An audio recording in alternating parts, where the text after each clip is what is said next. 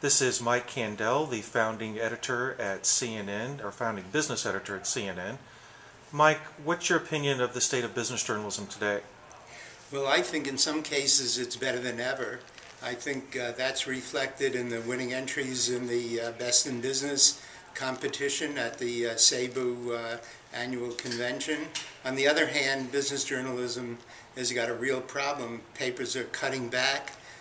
They're eliminating standalone business sections, although I have heard that a few papers have reinstated those standalone business sections. But business journalism is facing the same problems that the rest of newspaper journalism is facing. On the other hand, there are a lot of opportunities on the web. I think that's the growth area of the future. But I also will add one other thing. I think there have been extreme cutbacks in coverage of local business news by newspapers, the surviving newspapers, and I think the alert newspaper editor will realize that a well-done financial section covering local business news would be a big asset to a newspaper. That concern about local coverage, what could happen if that disappears?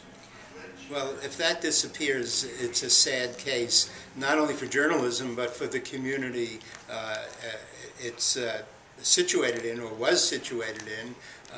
And I think the slack will inevitably, but hopefully sooner than later, be picked up by local business journals and by blogs. But I would hate to see business journalism diminished in daily newspapers, because that's where it has flourished over the last quarter century, and would be ashamed to see those gains lost. And you mentioned the increase in websites covering business news. Is that the future of business journalism, do you think? Well, it's one of the futures, of course. We know the growth of the web, that's obvious. And some of the things I discovered at this SABEW convention, for example, are the number of very specialized blogs and websites that are covering specialized aspects of the business world. And I think that's a big plus. Mike, thank you very much. My pleasure, Chris.